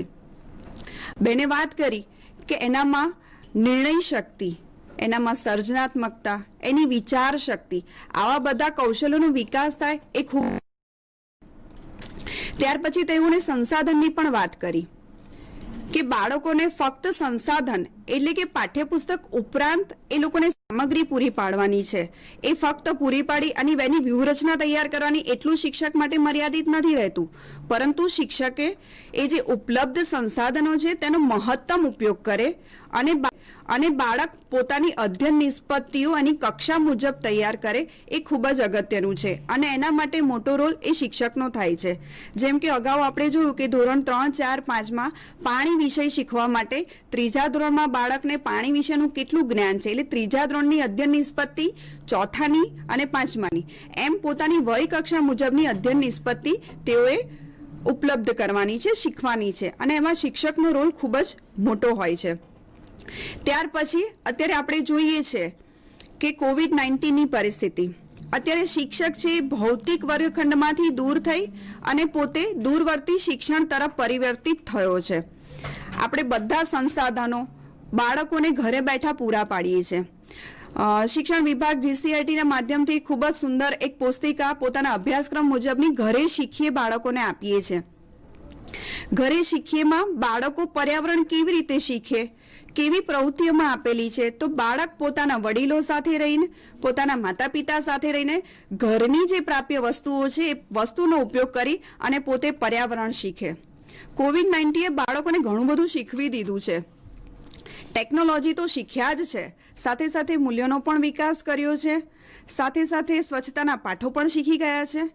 એટલે કહેવાય છે કે શિક્ષક છે એ ફક્ત હવે વર્ગખંડ પૂરતો મર્યાદિત નથી રહેતો, પરંતુ બાળક પાસે જે અવેલેબલ સાધનો છે એ સાધનોનો ઉપયોગ કરતા શીખે અને બાળકોને મહત્તમ તેઓ પોતે પોતાનું જ્ઞાન પૂરું પાડે. છેલ્લે આ મોડ્યુલમાં એ વાત કરવામાં આવી છે કે જે પણ કંઈ સામગ્રી આપવામાં આવી છે, પાઠ્યપુસ્તકને લગતી સામગ્રી છે, સ્વચિંતન છે, સ્વાધ્યાયને લગતી પ્રવૃત્તિ છે, એ બધી જ પ્રવૃત્તિ જે મોડ્યુલમાં આપવામાં આવી છે તેનો ફક્ત એક જ હેતુ છે કે શિક્ષકોની જે ક્ષમતા છે એ ક્ષમતામાં વધારો થાય. શિક્ષક છે એ પર્યાવરણ સાથે તેનો સંબંધ એકદમ મજબૂત કરે. શિક્ષક છે એ પોતાના એવા કૌશલ્યોનો વિકાસ કરે કે પર્યાવરણ સામેના જે પણ કોઈ પડકાર આવે છે એ પડકાર સામે તેઓ ઊભા રહી શકે. અને આ સંદર્ભનો જો વધારે તે લોકોએ અભ્યાસ કરવો હોય શિક્ષકોએ, તો બેને વાત કરી તેમ MHRDના પોર્ટલ પર સ્વયં પોર્ટલ પર 40 કલાકનો પર્યાવરણ અધ્યયન શિક્ષણ શાસ્ત્રનો એક કોર્સ મૂકવામાં આવ્યો છે. એ કોર્સમાં પણ આપ જોડાઈ શકો છો. આ વિડીયોમાં પર્યાવરણ અધ્યયનનું મૂળ સ્વરૂપની વાત કરવામાં આવી હતી, મેં તમારી સમક્ષ મૂકી છે. હવે આગળનો દોર હું ઇકબાલભાઈને સોંપું છું કે તેઓ આગળની વાત કરશે. Thank you અંકિતાબેન. અંકિતાબેને જે જુદા જુદા વિડીયોઝ છે એની વાત ટૂંકમાં આપની સમક્ષ મૂકી છે. અને આ વિડીયોના માધ્યમથી જે ઓનલાઈન સ્વયં પોર્ટલના માધ્યમથી 40 કલાકના કોર્સની વાત કરી છે, એમાં શિક્ષકો જોડાશે તો એવું એનાથી તમારી જે પર્યાવરણ શિક્ષણ છે એના ઉપરની વધુ સમજણ કેળવાશે. મારી સાથે સ્ટુડિયોમાં અત્યારે પાર્થેશભાઈ પંડ્યા અને શિવાનીબેન જૈન પણ ઉપસ્થિત થયા છે. તો પાર્થેશભાઈ અને શિવાનીબેનને પર્યાવરણ શિક્ષણમાં શીખવવાની પ્રક્રિયા અને તેનું મૂલ્યાંકન કેવી રીતે થઈ શકે એના વિશેની વાત કરવા માટે વિનંતી કરું છું શ્રી પાર્થેશભાઈ અને શિવાનીબેન. थैंक यू इकबाल भाई. मैं बहुत गौर से जागृति बहन जब आप सबसे बात कर रही थी शिक्षक मित्रों से तो सुन रही थी और जागृति बहन और अंकिता बहन से हमें ये तो समझ में आया कि जब एनसीएफ में पर्यावरण अध्ययन की बात होती है, एनसीएफ 2005 में जब उसकी बात होती है तो वो एक थीमेटिक विषय है, उसके साथ साथ एक कंपोजिट विषय है जिसमें एक से ज्यादा विषय समाये हुए हैं. ये दो चीजें बहुत क्लियर हुई हैं. थीमेटिक जिस तरीके से लास्ट में जागृति बहन ने एक चीज जो हमें समझाई कि थीम कैसे शुरू होता है, तो एक 9 साल के बच्चे के लिए थीम मेरे से शुरू होता है, मैं, मेरा परिवार, उसके बाद मेरे आसपास का पर्यावरण और फिर शायद कहीं में वैश्विक पर्यावरण तक 3 साल तक में हम बच्चों को वहां पर पहुंचाते हैं. तो पार्थेश, जब हम पर्यावरण अध्ययन की बात करते हैं तो ये 2-3 चीजें, बाकी जो विषय हैं उनमें अक्सर थीमेटिक करिकुलम जो अभ्यासक्रम है वो थीमेटिक रूप से नहीं बंधा हुआ होता है. एक वो है. दूसरा, विज्ञान है और सामाजिक विज्ञान है, लेकिन ईवीएस हम ये जानते हैं कि उसमें दोनों चीजें समाई हुई हैं. तो जब हम पेडागोजी की या सीखने सिखाने की प्रक्रिया की बात करते हैं तो एक फैक्टर हमारे दिमाग में शायद एक शिक्षक के तौर पे ये रहना चाहिए कि मेरा विषय किस तरीके का है, उसका स्वभाव कैसा है, उसका नेचर और कैरेक्टरिस्टिक कैसा है. दूसरी चीज, शायद जब सीखने सिखाने के बारे में जब मैं सोचती हूँ तो मुझे ये भी लगता है कि मैं किस एज ग्रुप के साथ काम कर रही हूँ. 3 से 5 में जब शिक्षक मित्र काम कर रहे हैं तो वो 9 से 11 साल के बच्चों के साथ काम कर रहे हैं. अगर उनकी सीखने की साइकोलॉजी के बारे में मैं 2-3 क्या बोलेंगे आप, स्पेशल कैरेक्टरिस्टिक जो उस एज ग्रुप के होते हैं, उससे पहले तक जो बच्चा होता है वो बच्चा यूजुअली इमिटेटिव बिहेवियर वाला होता है. वो एडल्ट को अपना एक मांगता है या जो बड़े कर रहे हैं वो करने की कोशिश करता है. जबकि 9, 10, 11 एक ऐसी एज है जहां बच्चे को एक सेल्फ रियलाइजेशन, अपनी क्षमता, કદાચ આ એક એવી ઉંમર છે કે બાળક જ્યારે એવું માનતો હોય છે કે જે વડીલ કહે છે એ કરવું છે, એમાંથી ને એવા વર્તનમાં બદલાઈ રહ્યો છે કે મારે કંઈક કરવું છે તો પોતાનો કંઈક વિચાર છે, અને આ એક જે પરિવર્તનનો ગાળો છે ને એ આ ઉંમર છે. तो अगर मैं उसको एक कोट्स में कुछ कहना चाहूँ, सॉरी मेरी गुजराती बहुत अच्छी नहीं है, तो it's like I can do it. उसके पहले तक बच्चे को ये होता है कि कोई मुझे सिखा रहा है और मुझे करना है, वो कर रहे हैं, उनको देख के मुझे करना है. એટલે ઝાડને પાણી પાવું છે તો મને કહે છે કે મારે પાણી પાવું છે, પરંતુ 3જા 4થા 5માનો છોકરો વિચારશે કે રિસેસ પડી છે ને તો નિશાળમાં ક્યાંક જારી પડી છે એટલે એનું પાણી પાઈ આવું એને મન થાય છે, એને થાય હું આ કરી નાખું. हाँ, तो एक वो बहुत महत्वपूर्ण चीज इसे इस ग्रुप की है कि वो सेल्फ रियलाइजेशन उनका शुरू हो जाता है. दूसरा, जो छोटी क्लासेस से जो हम 6 साल से 8 साल तक के बच्चों के बीच में देखते हैं, वो एक होता है कि उनका जो विश्व है वो बहुत काल्पनिक होता है. तो आप देखेंगे अक्सर 6 साल के बच्चा ऐसी कहानियां सुनने चाहेगा जिसमें बंदर मनुष्य की भाषा में बात कर रहा है या चप्पल उड़ रही है, इस तरीके की चीजें, क्योंकि वो बहुत काल्पनिक विश्व में रहते हैं. लेकिन उसके बाद अब साइकोलॉजी में एक ट्रांजिशन आता है जहां बच्चा अपने आसपास के विश्व को पहचानने की कोशिश कर रहा होता है. એટલે જ પર્યાવરણની શરૂઆત અહીંથી થાય છે, બીજા ધોરણથી. અને જે જાગૃતિબેને વાત કરી, અંકિતાબેને પણ કહ્યું, મૂળ વસ્તુ એ છે કે હું, મારો પરિવાર અને પછી મારી આસપાસ, એમ આખો મારો અભ્યાસક્રમ જે છે વિવડ થાય છે, પ્રકાર સાથે એક વણાય છે. તેની પાછળનું કારણ આ છે કે આ ઉંમરે હવે બાળક છે કાલ્પનિક વિશ્વમાંથી ને વાસ્તવિક વિશ્વમાં આવી રહ્યો છે. ओके, तो यदि हम शिक्षक मित्रों के सामने क्विकली रिपीट करें कि अगर पर्यावरण अध्ययन का नेचर जो जागृति बहन ने हमें समझाया उस तरीके का है, उस तरीके से करिकुलम में आया है, एनसीएफ में आया है, बच्चा जो मेरे सामने मेरी क्लासरूम में है उसकी सीखने की साइकोलॉजी उस टाइम कुछ इस तरीके की है. तो अगर हम पेडागोजी या पेडागोजी के सिद्धांतों पे कैसी टेक्निक्स हमें क्लासरूम में यूज करनी चाहिए, क्या प्रक्रिया मेरे ईवीएस के क्लासरूम की होनी चाहिए, तो मुझे लगता है कहीं जो हम 1ली से 4थी तक बच्चों के 3री तक बच्चों के साथ कर रहे थे उसमें थोड़ा कहीं बदलाव आएगा. आपसे मैं उस पर और सुनना चाहूंगी. तुरंत मेरे दिमाग में एक उदाहरण ये आ रहा है कि शायद 1ली और 2री के बच्चों को कहानी सुनना बहुत पसंद होता है, लेकिन 3री, 4थी, 5वीं के बच्चों को कहानी बनाना बहुत पसंद होता है. तो ये बहुत माइन्यूट फेर है, लेकिन वो एक साइकोलॉजी का बहुत बड़ा फेर है. કદાચ એવું પણ બને કે 3જા ધોરણમાં તો છોકરો એને આવીને શિક્ષક એમ પૂછે કે દોસ્ત કાલે સાંજે શું ખાધું તું તે, અને પછી એનું જે વર્ણન કરે ને ખૂબ બધા એની પાસે જવાબો હશે અને કંઈક કહેવું છે, તો એ જે જવાબો લઈને આવે છે મને લાગે છે કે અહીંયાથી એનું એક પરિવર્તન થાય છે. तो अगर इस तरीके का बहुत माइन्यूट लेकिन बहुत महत्वपूर्ण परिवर्तन एक बच्चे की साइकोलॉजी में आ रहा है, तो आप किस तरीके की आपको लगता है टेक्निक्स हमारे आसपास होनी चाहिए? મને એક એવું લાગે છે કે એક નાનકડી પ્રવૃત્તિ કરીએ આપણે, Okay. અને પ્રવૃત્તિ કરીને પછી મૂળ વાત ઉપર આવીએ. અહીંયા અમે તમને થોડી વસ્તુ બતાવવા માંગીએ છીએ. અમે અહીંયા કેટલીક વસ્તુઓ આસપાસમાં જે મૂકી છે એ તમે જોઈ શકો છો. આમાં હું જે વસ્તુ દેખાય છે એ એક વખત બોલી પણ જાઉં છું. ચશ્માનું ગરું દેખાય છે, બોલપેન છે, એક પૈસાની નોટ પણ છે, જે પર્સ જેવું દેખાય છે, એક માસ્ક છે, એવી જ રીતે એ પેનડ્રાઈવ છે, સોરી એક પેનડ્રાઈવ ચશ્માની નીચે દબાયેલી છે, ચશ્મા પણ છે, ચાવી પણ છે, મોબાઈલ પણ છે અને પાવર બેંક પણ છે. તો આ કુલ મળીને 1 2 3 4 5 6 7 ને 8 વસ્તુઓ મને દેખાય છે આમાંથી. હવે હું આપને વિનંતી કરું શિવાની, આપ કોઈ એક વસ્તુ આમાંથી ધારી લો. જે આ 10 વસ્તુ દેખાય છે તમે જોઈ શકો છો, એ તમે આમાંથી કોઈ એક વસ્તુ ધારી લો. ठीक है. જો હવે એમણે કોઈ વસ્તુ ધારી લીધેલી છે અને હવે એમણે શું ધાર્યું છે હું શોધવા જઈ રહ્યો છું. જો આ 10 તમે ફરીવાર એક વખત 8 વસ્તુ જો. શિવાની, હું આપને એક સવાલ પૂછું છું. આ વસ્તુ જોતા જોતા તમે નક્કી કરો કે શું તમે જે ધારેલી વસ્તુ છે એમાં લોખંડ વપરાયેલું છે? हाँ और ना, मुझे लोखंड की परिभाषा नहीं मालूम. स्टील वपराई है. અચ્છા, એમાં લોખંડ કે સ્ટીલ વપરાયેલું છે. ઓકે, એટલે તમે જુઓ કે આ વસ્તુમાંથી હવે મારા માટે થઈને હું એને માસ્કને કાઢી નાખીશ, કારણ કે એમાં સ્ટીલ વપરાયેલું નથી. બરાબર. એવી જ રીતે હું જે નોટ છે એને હું કાઢી નાખીશ, બરાબર. કારણ કે એમાં સ્ટીલ વપરાયેલું નથી.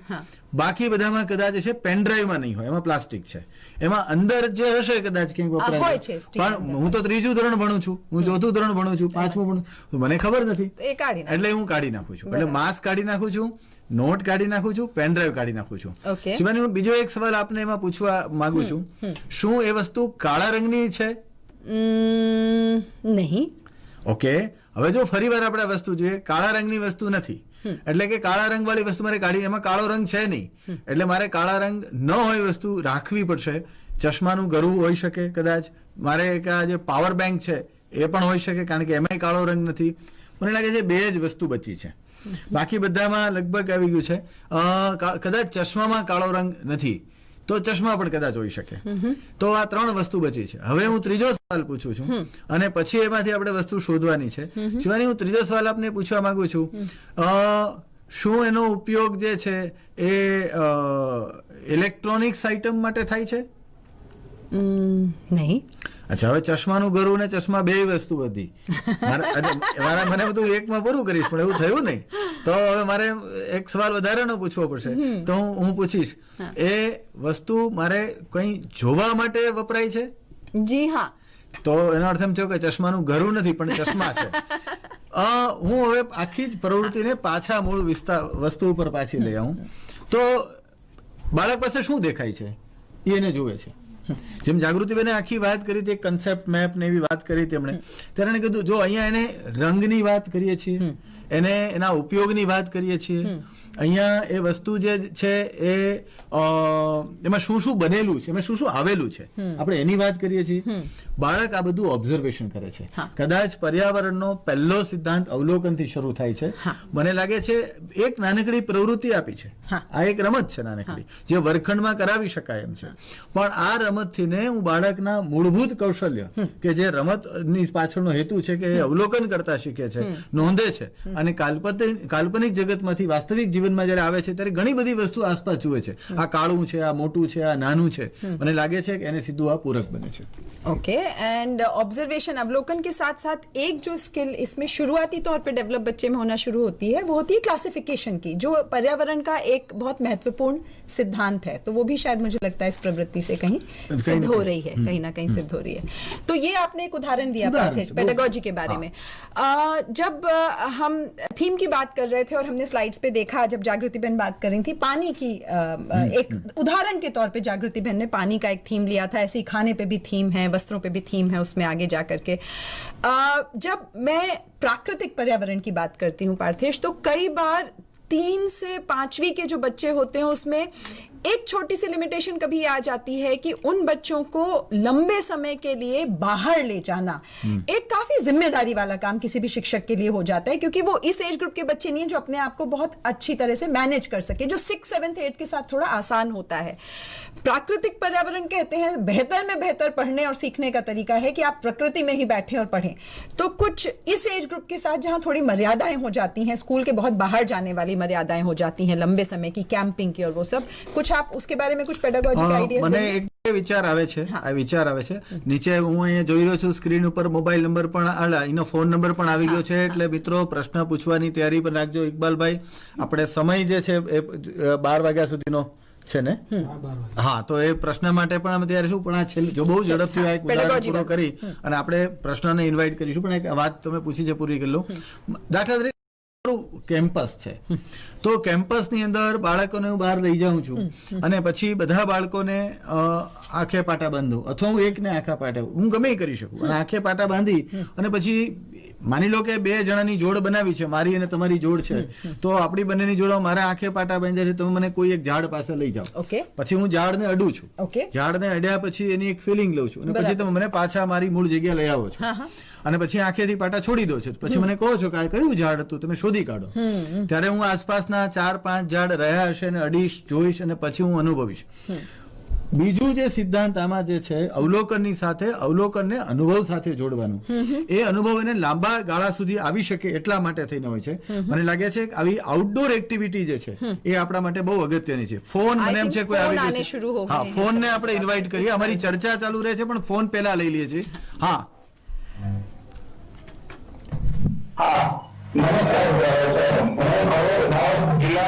પ્રાથમિક શાળાથી વાત કરું છું. હાજી સાહેબ, મારું નામ છે મહેતા જયંતિ. સર, હું પ્રશ્ન પૂછવા માંગુ છું કે આપણે આ પર્યાવરણ અધ્યયનના ક્ષેત્રમાં આ મોડ્યુલનો ડાયરેક્ટ વર્ગખંડમાં કઈ રીતે ઉપયોગ કરી શકીએ, એમની થોડી ચર્ચા થાય. ઓકે, થોડું વધારે જાણવું પડે. જયંતિભાઈ, આપનો સવાલ આ બહુ પાયાનો સવાલ છે અને મને એમ લાગે છે કે આ સવાલ માટે જ આજે આપણે ભેગા થયા છીએ. જાગૃતિબેને જે આખી વાત કરી હતી, જાગૃતિબેન તમે એમાં ઉમેરી શકો, કદાચ હું કહી કે અંકિતાબેન છે તમે ઉમેરી શકો છો. અત્યારે જે ચર્ચા એક ઝાડની જે વાત હતી, કારણ કે જે ચર્ચા, જે પ્રવૃત્તિની વાત કરી ઝાડની, તો એ પ્રવૃત્તિની વાત હમણાં ચાલતી હતી, એ સીધી તમે વર્ગખંડમાં અમલ લાવી શકો છો. પણ જ્યારે વર્ગખંડમાં અમલ લાવો છો ત્યારે તમારે એની પાછળના સિદ્ધાંત વિચારવા પડશે, જે આપણા મોડ્યુલમાં કહે છે. મોડ્યુલમાં કોઈ કન્સેપ્ટ મેપ ની વાત કરી હતી, એમણે બેને વાત આપણે જમીનની વાત કરી હતી.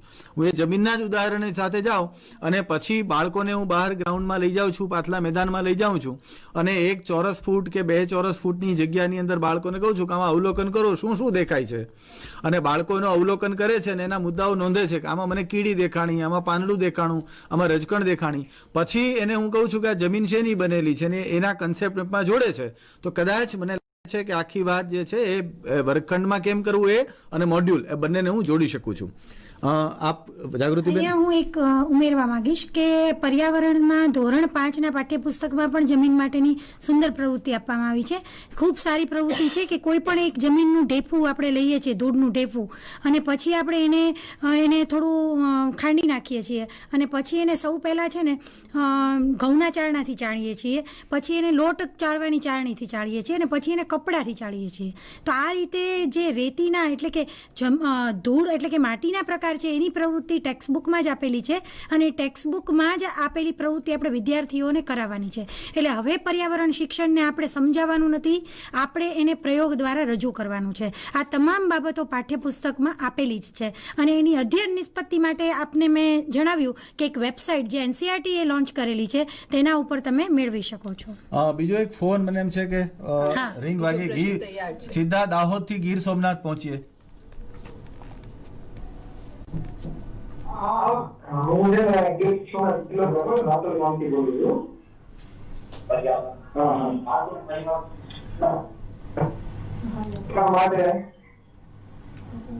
હાજી હાજી, આપનો અવાજ સંભળાય છે, આપનો અવાજ સંભળાય. તમારે ત્યાંનું માઇક એમાં એવું છે કે અમારે પર્યાવરણ શિક્ષણ માટે છે ને બાળકોને ખાસ તો અમારે જંગલમાં એમ બધે લઈ જવા હોય છે, બરાબર ને? તેમાં બધા બહુ વર્ષે અમારું બહુ ઓછો આવે, તો કઈ રીતે અમારે દર વર્ષમાં 1 કે 2 વાર બરાબર છે કે 3 થી પણ વધારે વાર અમે જંગલમાં અથવા તેવા કેમ્પમાં અમે લઈ જઈ શકીએ બરાબર, એવું કંઈક અમારો પ્રશ્ન છે કે એના માટે સોલ્યુશન માટે શું કરવું જોઈએ? સીધું સાદું સોલ્યુશન છે, લઈ જવાના. એમાં કદાચ કોઈ પૂછે તો એનો સવાલનો સાદો જવાબ તો એટલો છે, પણ તમારા જવાબને થોડો વધારે હું શૈક્ષણિક રીતે, જે શિવાનીબેન આપે વાત કરી હતી કે આ ઉંમરના બાળકો અમારે કેટલે દૂર સુધી લઈ જવા અને ક્યારે કેટલા બાળકોનું એક સાથે મેનેજ કરી શકીશ, કારણ કે એનો શૈક્ષણિક ભાગ છે મારે સમજવું જોઈએ. એટલે બાળકને મારે પર્યાવરણમાંથી ને હું જ્યારે લઈ જાઉં છું તો પર્યાવરણના ઘણા અર્થ થાય છે. ગામમાં આવેલા પશુપાલકનો તબેલો પણ પર્યાવરણનો જ ભાગ છે, કે ગામમાં આવેલું ખેતર પણ પર્યાવરણનો ભાગ છે અને જંગલ પણ છે. દાખલા તરીકે આપ ગીર સોમનાથમાં છો અને તમારા દરવાજે બરાબર જ બાજુમાં તમારે નેસ છે અથવા તો ત્યાં જંગલ શરૂ થાય છે, તો તમારે સવારથી બપોર સુધી અડધો દિવસ માટે બાળકોને ત્યાં લઈ જઈ શકાય અને ત્યાંથી જઈને પાછું આવી શકાય. તમે તમારા ગામની અંદર, હું આખા રાજ્યના લોકો શિક્ષકો સાંભળી રહ્યા છે એટલે એવા પણ ઉદાહરણ આપું. દાખલા તરીકે બાળકોને ખજાનાની શોધ રમાડી શકો તમે, કારણ કે લઈ જવા એ એક હેતુ છે, પણ એમાં હું શું પ્રક્રિયા કરાવીશ એ મહત્વનું છે. નહીતર તો ખાધું પીધું ને રાજ કર્યું એવું થાય, એવું ના થાય એટલા માટે મારે કહેવાનું કે તમે જ્યારે લઈ જાઓ ત્યારે દાખલા તરીકે ખજાનાની શોધ રમાડી શકો. તમે એમ કહો કે અહીંથી ને 10 ડગલા ચાલ્યા પછી એક કડવા ઝાડ ઉપર મીઠું ફળ, એટલે તરત છોકરાની જરા હું આ લીંબોળીની વાત કરું છું, શેની વાત કરું છું, તો એ લીંબોળીનો પરિચય થાય. ત્યાંથી ને હું 25 ડગલા ચાલીશ એટલે તો કે એક એવું ગાયનું ગોબર છે કે જેની અંદર આમ છે, હું એક ચિઠ્ઠી મૂકતો જાઉં દરેક જગ્યાએ અને બાળક આગળ જતું જાય તો બાળક વનસ્પતિનો પરિચય પણ કેળવે છે, જોડે જોડે એની ઉપયોગિતા પણ મેળવે છે અને એ આનંદ પણ લે છે. અને ટુકડી પાડી હોય તો કઈ ટુકડી એક જુદા માર્ગે જતી હોય, બીજી જુદા માર્ગે જતી હોય, બંને ટુકડી એક જગ્યાએ ભેગી થતી હોય, તો એની માટે ખજાનાઓ ભેગા પણ થાય છે. હવે આ જ એટલે મારા જંગલમાં જ લઈ જવા છે, પણ હું આવી રીતે કરાવીશ તો મારો જુદો હેતુ થઈ જશે અને બહુ સરળતાથી બાળકોને મજા આવી શકે. મને અટકાવે છે, બીજા કોઈકનો ફોન આવે છે ને મને અટકાવી રહ્યો છે.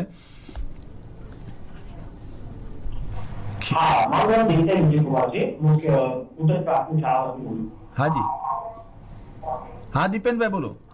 મારો પ્રશ્ન એ છે સાહેબ, આપણે પર્યાવરણનો જે કોન્સેપ્ટ આપણે ભણાવીએ છીએ કે આપણે બહાર વર્ગખંડની બહાર લઈ જઈને આપણે જ્યારે ભણાવીએ છીએ ત્યારે હાજી, તો આપણે જે તો પીરિયડમાં આપણે એક તો સપિરિયડ પદ્ધતિમાં આપણો ટાઈમ તૂટતો નહીં, આપણે બહાર લઈ જઈને ભણાવીએ ત્યારે પર્ણ વિશે ભણાવવું હોય તો આપણે બહાર ભણાવીએ કે ગમે તે બહાર જઈને આપણે પર્યાવરણ ભણાવીએ તો આપણે એટલો સમય ઓછો પડે છે.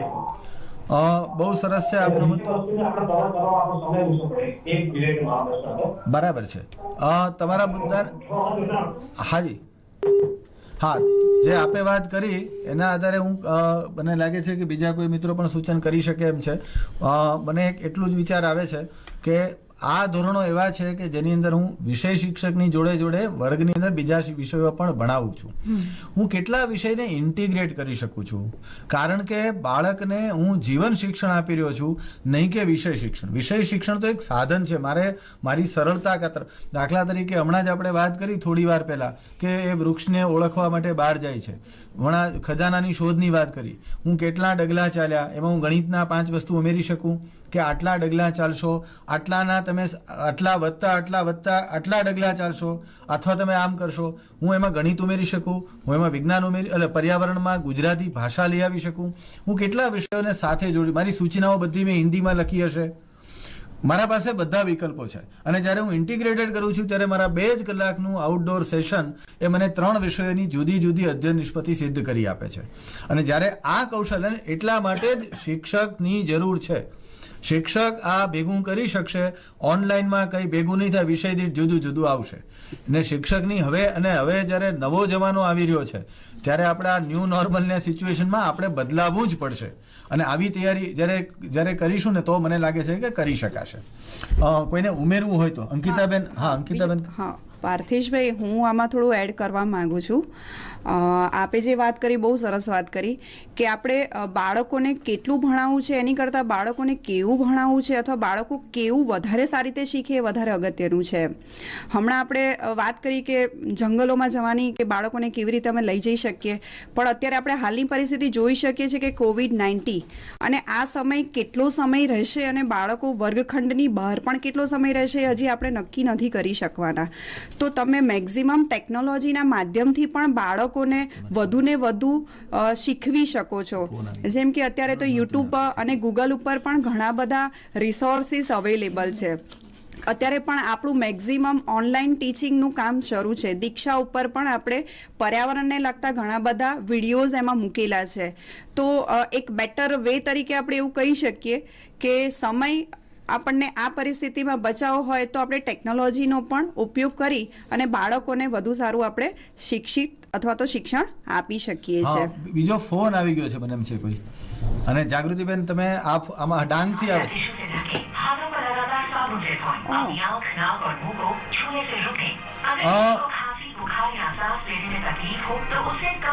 મને લાગે છે આ ડાંગમાંથી ફોન લાગે છે ને એ ફોન પહેલાની કેસેટ વાગે છે. હા જાગૃતિબેન તમે આગલા પ્રશ્નમાં કંઈક ઉમેરવા માંગતા હતા. હા પાર્થેશભાઈ, આમાં મારે યસ બોલો ભાઈ. આપનો પ્રશ્ન રજૂ કરો ભાઈ. આપનો અવાજ આવે છે, આપનો પ્રશ્ન. હા સંભળાય છે. હાજી હાજી બોલો. હા બોલો સંભળાય છે. પ્રશ્ન રજૂ કરું છું. હાજી. હાલમાં આપણે COVID-19 ના હિસાબે યુનિવર્સિટી શિક્ષણ કરી રહ્યા છે. હાલમાં બાળકો વર્ગખંડમાં નથી, પરંતુ યુનિવર્સિટી શિક્ષણ આપણે કઈ રીતે સારી રીતે કરી શકીએ કે બાળકો હાલમાં ઘરે છે પણ અનેક ઇલેક્ટ્રોનિક માધ્યમોનો ઉપયોગ આપણે કઈ રીતે કરીને બાળકોને સારું યુનિવર્સિટી શિક્ષણ આપી શકીએ. ઓકે મને લાગે છે તમે આગલા પ્રશ્નની વાત કરતા હતા અથવા તો આમાં કરશો પછી આ જવાબમાં મારે પણ કંઈક કહેવું છે, પણ પહેલા ચોક્કસ તમને ભાઈ વાત કરું તો મોડ્યુલમાં પણ આ બાબતે ઉલ્લેખ કરેલો છે. ઉદાહરણ તરીકે COVID-19ની જ વાત કરવામાં આવી છે કે અત્યારના સમયમાં આપણે ભૌતિક જે વર્ગખંડ છે એને ભૂલી અને આપણે એને દૂરવર્તી વર્ગખંડને સ્વીકારી અને શિક્ષકે છે તે બાળકોને શીખવવાનું છે. તો એના માટે ફક્ત તમે ઇન્ટરનેટનો જ ઉપયોગ કરો એવું જરૂરી નથી. તમે SMS એટલે કે મેસેજ દ્વારા પણ ભણાવી શકો છો. એ જ રીતે તમે સાથે સાથે તમારું ઓડિયો રેકોર્ડિંગ કરી અને વિદ્યાર્થીઓ સુધી પહોંચાડી શકો છો. એ સાથે સાથે તમે વિદ્યાર્થીઓના 2-4 વિદ્યાર્થીઓના વાલીનો કોઈ એક સાથે કોન્ફરન્સ દ્વારા પણ સંપર્ક કરી શકો છો. તો આ વર્ચ્યુઅલ ક્લાસરૂમનું ટીચિંગ છે એના 6 પ્રકારની માહિતી છે એની બાબતો વિશે અહીંયા મોડ્યુલમાં પણ તમને એટલે કે આ કોર્સમાં પર્યાવરણ શિક્ષણ કોર્સમાં પણ આપવામાં આવી છે. તો ફક્ત ઇન્ટરનેટ હોય તો જ વર્ચ્યુઅલ ક્લાસ થઈ શકે એવું જરૂરી નથી. ઓડિયો, મેસેજ અને સાથે સાથે તમે અંદરોઅંદરની કોન્ફરન્સ દ્વારા પણ ઓડિયોથી વાતચીત દ્વારા પણ શિક્ષણ બાળકો સુધી પહોંચાડી શકો છો. એક નાનકડું ખાલી ઉમેરી દઉં કે આ જે અત્યારે ઓનલાઈન છે એમાં એક સૌથી મોટી સગવડ એમ છે કે તમે પોતે પર્યાવરણમાં જઈને, દાખલા તરીકે તમે તો ડાંગમાં રહો છો અને તમારું ડાંગની અંદર માની લો કે કોઈ એવા ગામની અંદર તમે રહેતા હો કે જ્યાંથી ને તમે સરસ મજાની આજુબાજુની વનસ્પતિની ઓળખ કરાવી શકો એમ, તો તમે વઘઈમાં રહેતા હો તો વઘઈ નેશનલ પાર્કમાં જઈ અને પછી ત્યાંથી તમે કરીને બધા બાળકોને જુદી જુદી વનસ્પતિ દેખાડો તો કેવડું મોટું કામ થઈ શકે એમ છે. વર્ચ્યુઅલ ટૂર પણ અત્યારે એક સરસ માધ્યમ બની શકે એમ છે. મને લાગે છે કે છેલ્લા પ્રશ્ન પાર્થેશભાઈ, એમાં હું એક વાત એડ કરવા માંગુ છું કે અત્યારે કેટલાક કોવિડની પરિસ્થિતિને ધ્યાનમાં રાખીને શિક્ષકોએ પણ નવા પ્રયોગ કર્યા છે. જેમ કે માઇક ઓન બાઇક કરીને કાર્યક્રમ છે કે જેના માધ્યમથી માઇકનો ઉપયોગ કરીને શિક્ષક છે, વર્ચ્યુઅલમાં આપણે ઇન્ટરનેટની જરૂર પડે પણ માઇક ઓન બાઇકના માધ્યમથી એ માઇકના ઉપયોગથી બાળકોને ઘરે ઘરે જઈને શીખવવાની વાત ઉપર ધ્યાન કેન્દ્રિત થયું છે. મહેસાણા જિલ્લામાં એક પ્રયોગ એવો પણ થયો છે કે જે જાહેર સંસ્થાઓ છે, ડેરી કરીને સમયબદ્ધ આયોજન તૈયાર કરવામાં આવ્યું છે કે 11 થી 12 છે તો 5મા ધોરણના બાળકો ભણશે અને એમાં માઇકના માધ્યમથી જરૂરી સૂચનાઓ આપવામાં આવે છે. એક શિક્ષકે એવો પણ પ્રયોગ કર્યો છે કે જે કાર્યક્રમો ટીવી પર આવે છે ને રેકોર્ડ કરીને ટીવી લઈને જાય છે દરેકના ઘરે ઘરે ને એવા કાર્ય આવે છે. એટલે ઇન્ટરનેટનો ઉપયોગ વગર પણ કેટલાક એવા પ્રયોગો શિક્ષક કે જેનો ઉપયોગ કરીને આપણે જે ઓનલાઈન અથવા વર્ચ્યુઅલ શિક્ષણ છે એને આપણે આપી શકીએ છીએ.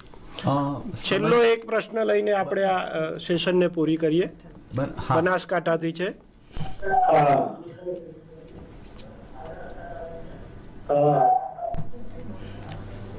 બોલો ભાઈ, સંભળાય છે તમારો અવાજ?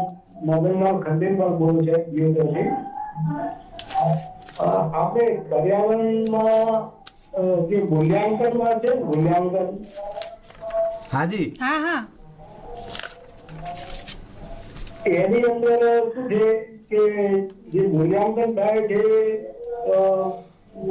સમગ્ર એક જેવું થતું હોય છે કે દરેક વિસ્તાર પ્રમાણે શું અનુભવો છે જે શિક્ષણ દરેક જગ્યાએ અલગ અલગ હોય છે અને એના થોડા મૂલ્યાંકનમાં જો ફેરફાર કરવામાં આવે ને સ્થાનિક પરિસ્થિતિમાં એનું મૂલ્યાંકન બાળકને પણ ખ્યાલ આવે. ઓકે ઓકે, હા સમજો. જાગૃતિબેન, હા સૂચન નોંધીએ. પર્યાવરણ શિક્ષણમાં જે મૂલ્યાંકનની વાત, જે પરિમાણોની વાત કરવામાં આવી છે કે પ્રયોગો દ્વારા જ્યારે બાળકોને અનુભવ આપવામાં આવે છે અને બાળકો જાતે શીખે એવો પ્રયાસ કર્યો છે, ત્યારે મૂલ્યાંકનની પદ્ધતિમાં પણ આને અપનાવવામાં આવશે. અને સાથે સાથે પ્રયોગો દ્વારા જે કંઈ પણ વર્ગીકરણની પ્રવૃત્તિઓ છે, એવી જોડકાની પ્રવૃત્તિ છે, તો આવી પ્રવૃત્તિ દ્વારા બાળકોને પર્યાવરણ શિક્ષણમાં મૂલ્યાંકન પ્રવૃત્તિઓ આપી, મૂલ્યાંકનમાં પણ પ્રવૃત્તિ આપી અને બાળકોનું મૂલ્યાંકન કરવામાં આવશે. બહુ સીધી વાત છે કે પર્યાવરણ પાઠ્યપુસ્તકમાં પ્રયોગો આપવામાં આવ્યા છે, તો મૂલ્યાંકન કાર્ય પણ પ્રયોગ સ્વરૂપે મૂકવામાં આવશે. એટલે આપ શિક્ષક મિત્રો જરા પણ ચિંતા ન કરો. અને છેલ્લી એક આપને સમક્ષ એક વાત રજૂ કરીશ કે પર્યાવરણ શિક્ષણ એટલે બહાર લઈ જવું એવું નથી. માનસિક સમજણ આપણે બધાએ શિક્ષક મિત્રોએ કેળવવાની જરૂર છે કે આપણે ખોરાકની સમજ આપી છે તો ખોરાકના અમુક વાત છે તે વર્ગખંડમાં લાવીને પણ બાળકોને બતાવી શકીએ છીએ કે ખોરાક, અલગ અલગ ખોરાકમાં શું સ્વાદ છે, કયા ખોરાકને રાંધી શકાય, કયા ખોરાકને બાફી શકાય, કયા ખોરાકને આપણે કાચો ખાઈ શકાય. તો આ વાત કરવી છે તેના માટે બહાર જવાની જરૂર નથી. માટીની સમજ છે તે પણ તમે માટીનું ઢેફું લાવી અને વર્ગખંડમાં પણ સમજાવી શકો છો. ટૂંકમાં તમે તમારા શાળાના કેમ્પસમાં આ બધી જ સમજૂતી આપી શકો છો. 3 થી 5ના વિદ્યાર્થીઓને નાનો અને ટૂંકો પ્રવાસ, પાર્થેશભાઈએ કીધું એમ ટૂંકો પ્રવાસ કરાવી અને ઘણી બધી નવી વાત પણ રજૂ કરી શકો છો. એટલે પર્યાવરણ શિક્ષણ પર્યાવરણ દ્વારા વર્ગખંડમાં આપણે શિક્ષક મિત્રોએ અત્યારે વર્ચ્યુઅલી આપવાનું છે. તો આ બધી જ વાતોનો સમન્વય છે તે આપણે શિક્ષણ કાર્યમાં અહીંયા મૂકવાનું છે. થેન્ક યુ જાગૃતિબેન. જાગૃતિબેને બહુ ટૂંકોમાં આપણે પર્યાવરણ શિક્ષણ વિશે વાત કરી. ખાસ કરીને પર્યાવરણ જે અનુભૂતિનો વિષય છે અને એમાં એક સરસ વાત આપણે સમક્ષ મૂકી કે એના માટે એવું જરૂરી નથી કે તમારે એને વર્ગખંડની બહાર જ લઈ જવાય. કેટલીક પ્રવૃત્તિ એવી પણ છે કે જે આપણે વર્ગખંડમાં પણ કરી શકીએ. અહીંયા પાર્થેશભાઈ અને એમની ટીમે આપણી સમક્ષ પ્રવૃત્તિ મૂકી સરસ, અને કેવી રીતે પ્રવૃત્તિના માધ્યમથી આગળ વધી શકાય. જંગલ, ગીર સોમનાથના પ્રશ્નના માધ્યમથી જંગલમાં લઈ જઈને ખજાનાની શોધની વિશેની વાત કરી. અહીંયા મૂલ્યાંકનની પણ વાત સાથે સાથે જોડાયેલી છે, કારણ કે ત્યાં પ્રશ્નોત્તરી થશે, બાળકને પૂછવામાં આવશે, પૂછીને એને શું જાણકારી મળી છે એની વિશેની ચર્ચા થાય છે. એટલે શીખવાની પ્રક્રિયા પણ સાથે જોડાયેલી છે અને મૂલ્યાંકનની પ્રક્રિયા પણ સાથે જોડાયેલી છે. એટલે સરસ રીતે આજે ચર્ચાને કારણે બહુ આ વિષયને આપણે ઉઘાડ આપ્યો છે. અત્યારે મારી સમક્ષ I2V ફાઉન્ડેશનમાંથી પાર્થેશભાઈ એમણે વાત રજૂ કરી છે, એમના માટે હું આભાર વ્યક્ત કરું.